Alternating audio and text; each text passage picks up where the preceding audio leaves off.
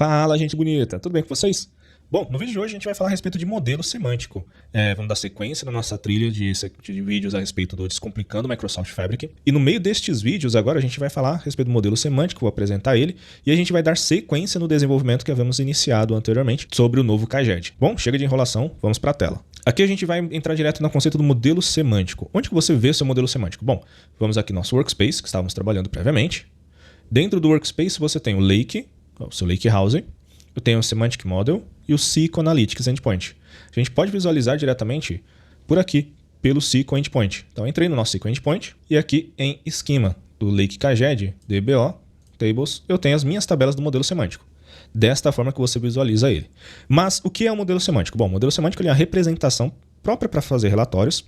E aqui eu estou simplificando muito, o pessoal de Power BI não se ofenda. Eu estou utilizando o modelo mais simplificado porque o meu foco aqui é o time mais de engenharia de dados que não tem muito domínio nessa ferramenta a respeito de modelo semântico, beleza? Mas se vocês quiserem que eu avance a respeito do modelo semântico dentro do Fabric, indo um pouquinho mais avançado, é só pedir que a gente crie esse conteúdo. Voltando aqui, o modelo semântico ele nada mais é do que uma representação gráfica visual do nosso relatório, onde eu consigo ter ali a parte de fato, dimensão, todos eles relacionados.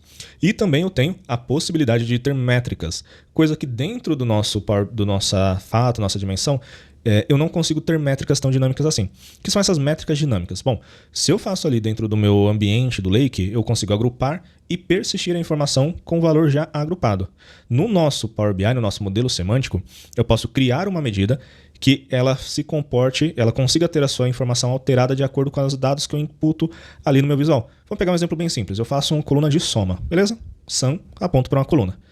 No SQL, eu tenho que colocar sum e quais as colunas eu quero agrupar. E eu vou persistir essa informação. Essa informação ela está gravada e não vai ser alterada até que um outro comando de alteração assim seja feito. Então vamos lá, eu coloquei agrupado por UF. Beleza. Alguém faz a visualização por UF. Se essa pessoa pensa em mudar de UF por cidade, cara, você teria que alterar a tua query para que ela comporte essa nova alteração. No modelo semântico, eu posso criar uma medida que se chama sum e somente relacionando as tabelas de dimensões com a nossa fato, quando alguém arrastar para o visual a métrica sum e puxar de uma dimensão estado, por exemplo, a métrica ela já vai entender esse novo contexto e já vai trazer a informação agrupada por estado. Poxa, eu quero ir um pouco mais a fundo, quero fazer um drill down, quero descer mais a fundo a informação para ver ali dentro da concentração do estado quais os municípios tiveram mais relevância para uma informação, para aquele dado. Então, eu consigo trazer município para dentro e ter a informação automaticamente processada, sem que eu tenha que gravar novamente aquele dado. Para que eu tenha o nosso modelo semântico, eu preciso ter as tabelas vinculadas a ele. Eu posso ter aqui o nosso default, nosso modelo semântico default, onde ele coloca o seguinte, ó, todo Lakehouse, quando ele é criado, ele já tem um SQL Endpoint também adicionado. Esse SQL Endpoint, ele automaticamente já traz o modelo default do modelo semântico. Eu posso gerenciar esse modelo semântico vindo aqui, Power BI Semantic Model. Bom, aqui eu estou gerenciando quais as tabelas elas estão envolvidas no meu modelo semântico. Eu posso manter para que ele adicione automaticamente ao meu modelo semântico default qual vai ser as tabelas vinculadas, ou eu posso indicar manualmente aqui cada uma delas. Se eu quiser que ele não sincronize, que ele não adicione totalmente, eu mantenho aqui, ó, dentro de Default, Power BI Settings Modes, eu desmarco essa opção, deixo como Off. Se eu deixo ele como On, qualquer tabela que é adicionada ao meu Lakehouse, ele também é adicionado automaticamente para o meu modelo semântico. E às vezes, cara, isso não é tão interessante, porque você está criando algumas tabelas ali que não necessariamente elas precisam ir para aquele relatório a qual você está trabalhando. Então, mantenha esse cara desativado, porque ele também ajuda a economizar recursos ali do seu Microsoft Fabric, que ele também tem um modelo de consumo vinculado a isso. Caso não apareça aquela informação ali para você aqui em cima, pô, perdi aquela caixinha. Você vem aqui, ó, Home, eu tenho Reporting, dentro de Reporting, eu tenho gerenciar modelo semântico default, onde eu consigo gerenciar as tabelas. Eu ativo e desativo também para que eles atualizem automaticamente meu modelo semântico. Está atualizando meu modelo semântico, adicionando novas tabelas. Eu não quero, vou cancelar esse update, que eu não quero que mantenha meu modelo semântico sendo atualizado constantemente a cada nova tabela que vai ser incrementada. Ou então, para ir naquela tela, você está em Home, você pode vir também na engrenagemzinha. E eu tenho essa mesma informação. Vou desativar ele aqui para poder colocar outra para ele adicionar ou não automaticamente. Mas aqui agora eu preciso adicionar os dados. Veja que eu já tenho algumas tabelas porque eu estava fazendo alguns testes, mas vamos lá para a adição das tabelas. Vejamos, voltamos aqui ao nosso novo KJED. Eu criei um notebook agora chamado Notebook 2. O que o Notebook 2 faz? Bom, eu importo a biblioteca Pandas, eu faço aqui uma funçãozinha só para poder limpar o meu Lake. Vou fazer o seguinte, ó, vou rodar novamente. Criei uma funçãozinha que lista todas essas tabelas. e ele dropa uma por uma. Você não precisa ter no seu ambiente, eu estou fazendo só para poder exemplificar um novo código. E aqui eu estou usando condições de listas, então estou indo direto em objetos dentro de uma lista. Se você não conhece isso daí, é muito para quem já vem da programação, vem do Python e outras ferramentas, elas têm essa mesma característica de eu conseguir acessar uma lista, um item direto dentro de uma lista. Bom, e aqui eu tenho que fazer a seguinte leitura, tenho que ler esse arquivo. Observe que eu tenho um cara chamado layout não identificado novo KG de movimentação XLSX. Este cara, ele é um formato Excel, digamos assim. O pessoal não gosta muito, mas vou usar o linguajar tradicional. Esse dado está em formato Excel. O Spark em si, ele não lê formatos Excel. Talvez alguém tenha uma outra forma de fazer a leitura. Eu, atualmente, desconheço isso de um método que o próprio Spark consiga acessar e ler. Não estou dizendo que não exista, só estou dizendo que eu não conheço. Então, a gente utiliza o nosso querido Pandas, que faz a leitura e ele tem o próprio módulo, Read Excel, onde eu tenho que passar o path, que é o caminho, qual sheet name ele vai pegar. O que é sheet name? São aquelas abinhas embaixo no Excel, saca? Então, essas são as sheet names. Se eu não entrego essa informação de qual sheet name eu vou fazer a leitura, ele simplesmente vai pegar a primeira aba e vai fazer a leitura pra gente. Não é o que queremos, porque dentro desse arquivo eu tenho quase 20 tabelas ou mais de 20 tabelas envolvidas, então eu tenho que indicar diretamente uma a uma. Aqui eu fiz o seguinte, eu lendo de dentro para fora. O primeiro comando, pd, que é pandas, eu dei um alias pro pandas para não ter que escrever pandas por completo, então é pd, ponto. Read Excel, path. Path é uma variável, tá? Eu chamei essa variável que é o caminho. Porque, veja, é um string muito grande. Se eu tiver que colar essa string para todo mundo, cara, meu código vai ficar muito grande, vai ficar poluído e não é o que a gente quer. Então, eu faço a leitura do mesmo caminho sempre, então eu mantenho ele aqui em cima. E indico separadamente qual sheet name ele é. Depois disso, eu converto este cara, esse pandas, para um Spark Data Frame. Como eu faço isso? Eu simplesmente adiciono em cápsula ali dentro, né? Um Spark Create Data Frame baseado no data frame do nosso pandas. Então ele consegue ler o pandas e converter para Spark Data Frame. E eu criei um data frame aqui, uma variável chamada df_região, para significar que a gente está fazendo a leitura da sheet name região. E isso eu replico para os mais de 20, vamos ver? Para os 22 arquivos que temos que ler. Depois disso é necessário salvar. Cara, para salvar eu tenho que utilizar o nome do data frame que eu quero salvar, no nosso caso df_região, passo o comando .write.format, qual formato eu vou salvar isso? Eu indico que é delta, para que ele tenha o formato de tabela delta, o modo overwrite, porque aqui eu não preciso fazer append, não preciso me preocupar com absolutamente nada. Do jeito que o governo manda o arquivo pra gente, é o formato que eu quero que gravar ela inteira, íntegra, então é overwrite. E o modelo e o nome da tabela, região, que é basicamente o nome da sheet name, porém sem o acento. E aqui, para poder fazer isso para mais uma tabela, eu tenho que replicar em todos um por um. Então eu teria que basicamente ter 22 comandos de write e alterar não só o nome do data frame que eu estou usando, como também alterar o nome da tabela para onde vai ser salvo. Cara, esse processo ele é muito moroso. E veja bem, aqui eu não estou precisando fazer absolutamente nenhum tratamento.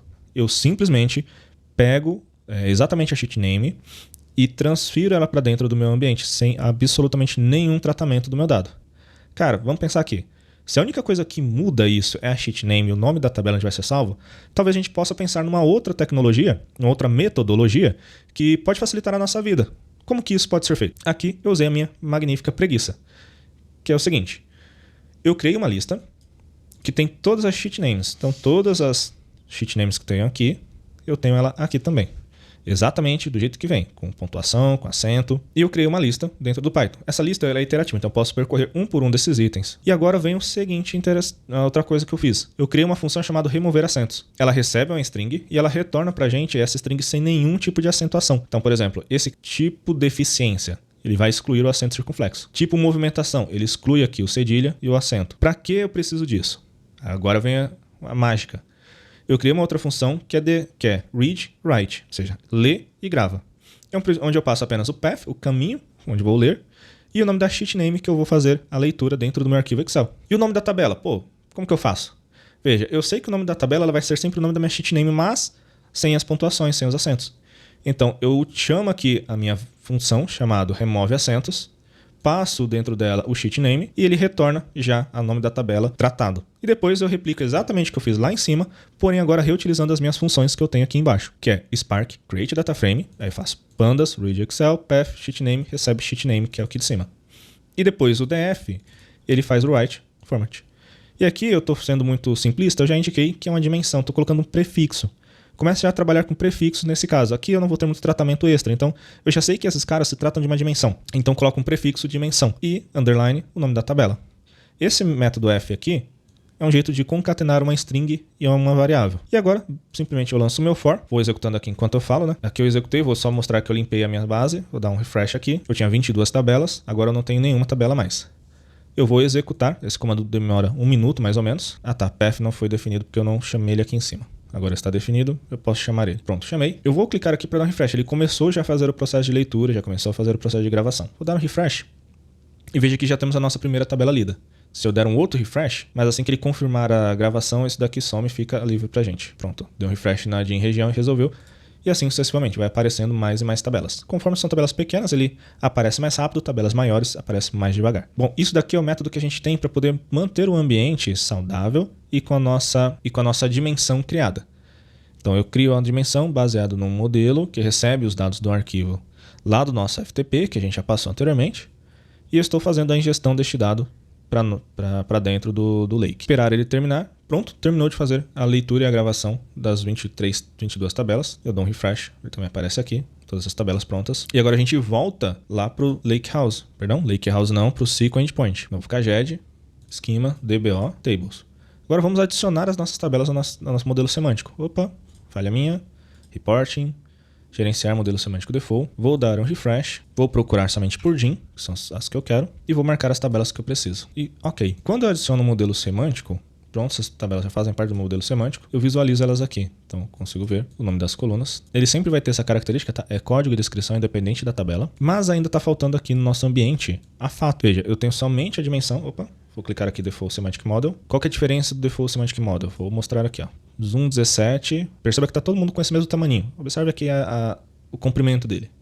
Vou para All Tables, vou fazer de novo, ó. Cliquei aqui embaixo, Fit. Veja que ele mostra todas as tabelas envolvidas e isso inclui também as tabelas de sistema. Tabelas, viu, de sistema. A qual a gente não precisa adicionar o nosso modelo semântico. Bom, pronto. Agora o que a gente vai fazer? Eu vou cancelar aqui, ó. Vou parar a gravação. E a gente vai para a próxima aula, eu já vou fazer logo na sequência o vídeo 2 e vou lançar basicamente no mesmo dia, só mudando um pouquinho a hora, tá? E aí o próximo vídeo vai ser fazendo a nossa fato, porque ela tem um tratamento de dados baseado na regra. Lembra? Eu tenho 3 arquivos. Desses 3 arquivos eu preciso lidar com eles de formas diferentes. Então, parando a gravação agora, eu já vou iniciar a fase 2, que é a gente tratando a nossa fato e adicionando ela no modelo semântico e efetivamente conseguindo ter uma fato e as dimensões. Porque por enquanto a gente só tem a dimensão. Bom, videozinho rápido, espero que tenha gostado e nos vemos daqui a pouco. Até mais.